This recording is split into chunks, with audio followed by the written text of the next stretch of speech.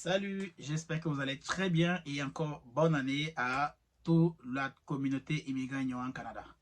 Alors, peut-être vous avez suivi la bombe qui est tombée hier au Canada, mais si vous n'avez pas suivi, alors je vais partager cela avec vous.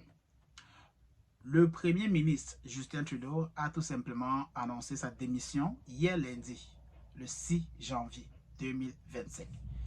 C'est tombé comme une bombe au niveau du Canada.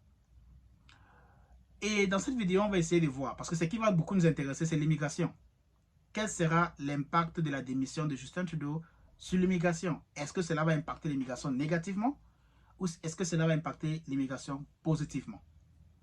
Mais avant qu'on aille directement dans le but du sujet, il est important de savoir que la démission n'était pas quelque chose de, je vais dire, de volontaire, mais quelque chose de urgent pour lui, pour les Canadiens et pour son parti politique.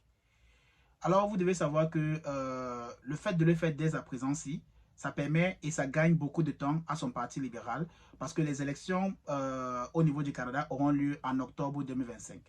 Et vous savez aussi très bien que juste à côté, aux États-Unis, Donald Trump, le président élu aux États-Unis, va prendre fonction le 20 janvier.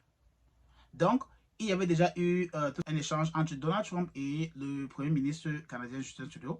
Et ça n'était pas allé très bien. Ça s'est pas allé très bien comme on le souhaitait tous. Du fait que Donald Trump a pris cela comme de la blague. Vous savez, la personnalité de Donald Trump, personne ne peut vraiment calculer ça. Il y a les moments où il peut être très professionnel. Il y a les moments où il peut vraiment être genre plaisantin, quoi. Donc, ça ne s'est pas passé comme il fallait. Donc, à partir de là, c'est vraiment la confiance que les Canadiens avaient a commencé à dégrader du côté du Premier ministre. Donc, on peut comprendre du fait qu'il a compris que peut-être c'est le moment de se retirer et de mettre une nouvelle personne à la place. Donc, on ne sait pas encore qui sera le nouveau président du Parti libéral, parce que Justin Trudeau il est du Parti libéral.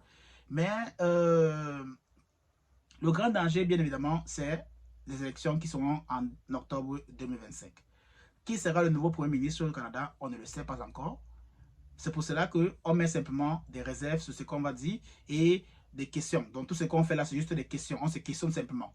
Est-ce que l'immigration sera au rendez-vous? Ça veut dire, est-ce que ça sera toujours du même procédé? Est-ce qu'il y aura toujours des ouvertures pour les immigrants? Ou bien, est-ce que la nouvelle personne qui va arriver là, tout simplement, va mettre ou bien va bloquer totalement l'accès à l'immigration?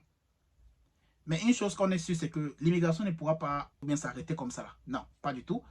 Parce que avec ce qui se passe, le Canada aura toujours besoin des immigrants.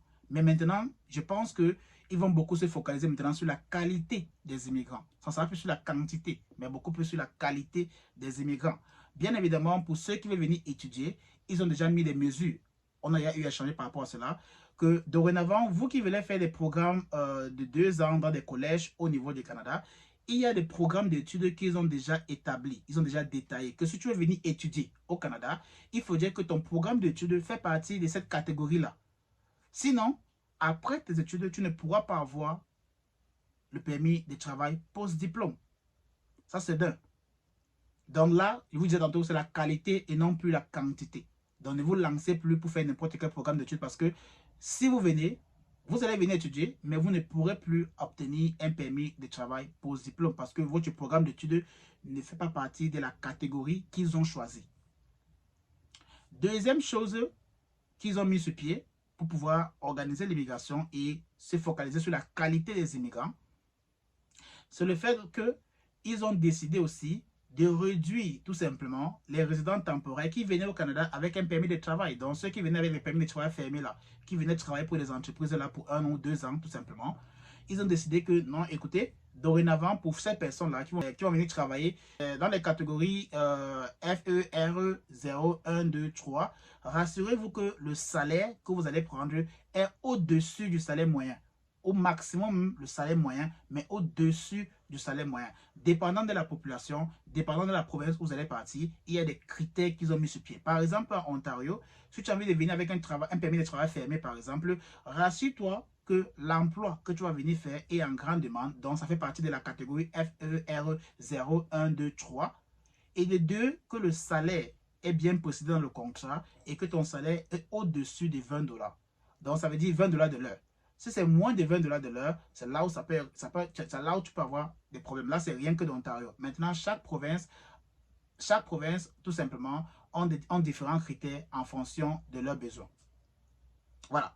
En fonction du besoin qu'ils en ont par rapport aux travailleurs étrangers. Encore là, ils se focalisent sur la qualité des immigrants qui veulent venir participer au développement de l'économie canadienne. C'est pas tout. Ils ont annoncé encore d'autres mesures, tout simplement pour permettre à ce que toi qui veux venir au niveau du Canada, rassure-toi d'avoir la bonne information. Parce que comme je dit tantôt, vu que Justin Trudeau a démissionné et vu que c'est lui qui avait mis autant de programmes d'immigration au niveau du Canada, parce que c'est lui, quand il est venu au pouvoir, il a commencé avec le Covid et autres choses, il y a eu tellement de programmes d'immigration qui sont succédés. Dans cette dernière année-ci, dans 2024, la dernière période, c'est qu'il y a eu beaucoup de restrictions.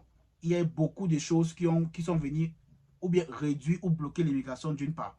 Et donc, avec la pression là, il était obligé de prendre certaines mesures très strictes. Maintenant, on ne sait pas. Est-ce que tu vas le remplacer ou bien c'est une dame, ça peut être une femme, ça peut être un homme, peu importe. Mais est-ce que la personne en question va voir ou bien aura le même œil que Justin Trudeau pour l'immigration ou pas?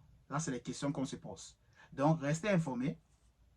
Rassurez-vous de toujours suivre l'information et l'actualité. Pour ceux-là qui souhaitent immigrer au Canada, rassurez-vous de toujours suivre l'actualité. Sinon, vous risquez d'avoir simplement des problèmes lors de votre procédure. Surtout, n'allez pas vers n'importe qui, surtout les agents d'immigration et consorts qui vont vous raconter du n'importe quoi. Ayez d'abord l'information et quand vous allez partir vers une agence, si vous donnez une information que vous considérez que non, ça c'est faux, ça ne sert à rien de rester avec eux parce que vous avez à considérer que l'information qu'ils vous donnent c'est faux. Vous voyez un peu? Donc, la meilleure façon de toujours rester à l'écoute, c'est aller sur le site du gouvernement du Canada. C'est www.canada.ca. Là, vous allez avoir toutes les informations que vous voulez sur le site directement. Prenez soin de vous. À bientôt, prochaine vidéo.